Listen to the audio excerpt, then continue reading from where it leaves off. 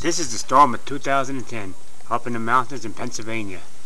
It is a very high potent storm. It's rolling all night long.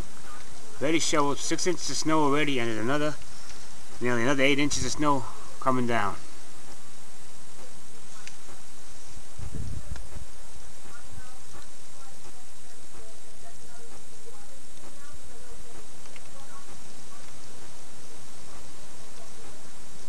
There's the snow out there. It's snowing real long out here.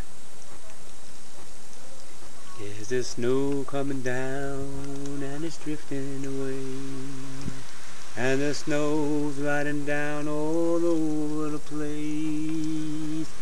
There's just snow falling on, snow falling down, and the wind blowing lively around. And the snow keeps coming down, keeps falling all around. There's a snow out here, and it's drifting all away.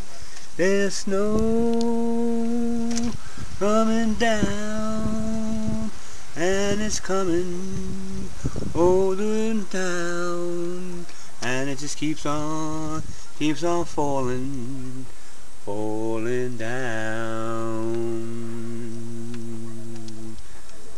And that's it. The storm of 2010 up in Pennsylvania.